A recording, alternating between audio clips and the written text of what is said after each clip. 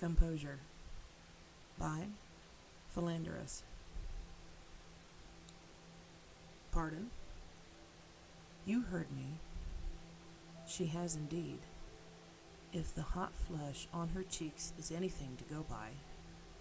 Only she couldn't be sure he's actually just uttered those words to her. She swallows. Could you repeat that? Cullen moves even closer, all but pinning her against the war room door. When he leans in, his scent, warmth, and voice invade her senses all at once, and her body instantly reacts like it always does, the heat blooming deep inside her. When he speaks, his voice is barely above a whisper, a tone or two deeper than usual, suggestive and dangerous. A noise from outside, too loud and exhale.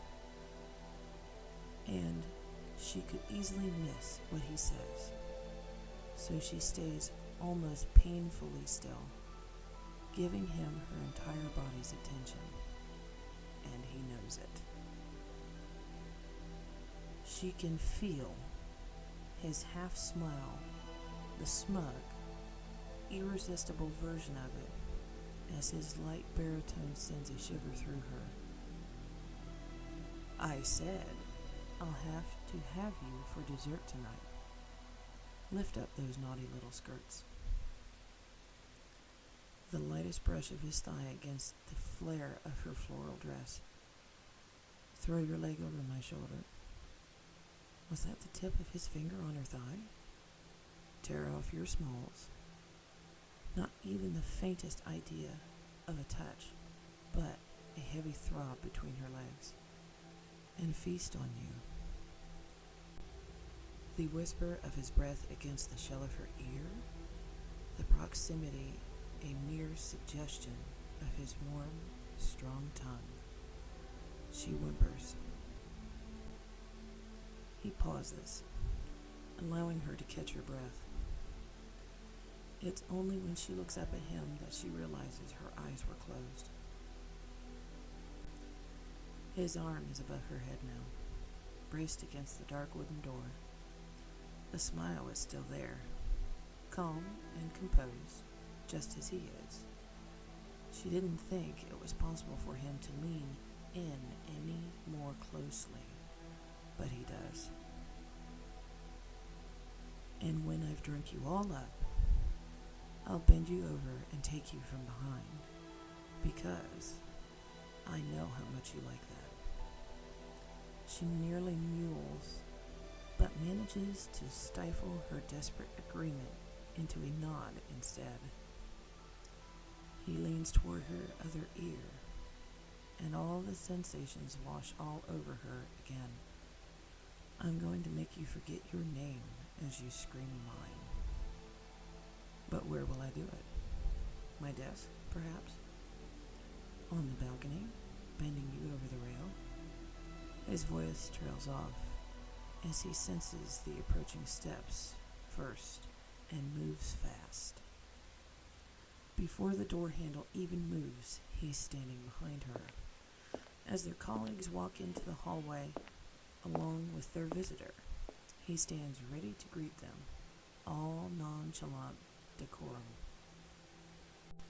Liliana, Josephine, Marquis de Rowe. Just the indication of a polite bow for their guest. As he straightens back up, his face is just close enough for a quick, suggestive whisper, which is completely lost on the still approaching party. Or I could just have you here on the war table. A new, unexpected wave of hot arousal floods through her as she feels her legs about to give way. She is just short of falling into him, which is the sort of what she would like.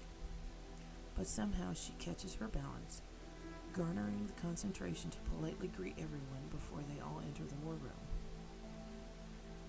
The next 2 hours or so are spent talking, praising, negotiating, recent achievements, future ventures, and the Marquise's delightful gown.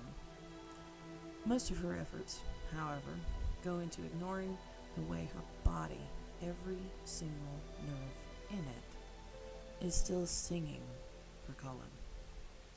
Worse still, she finds herself having to feign ignorance to how his fingertips languidly brush along the map, to those tiny, short glances he shoots her now and then, and to the way he will hold onto the grip of his sword just a little too long, a tad too suggestively. Her calm facade continues to hold up as she eventually follows their guests through the door back into the hall, almost a little proud of having made it through the meeting without pouncing outright on her military advisor.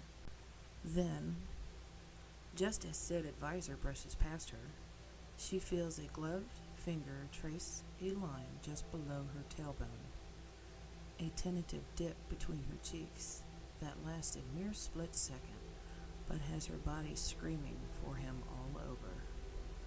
She wants to touch, straddle, caress, rub, stroke, kiss, lick, feel him now, right now, and soothe that almighty ache he's incited in her. But he's bidding his farewell to the Marquis so he can go back to his troops, while she gets to entertain their important guest for the rest of the afternoon.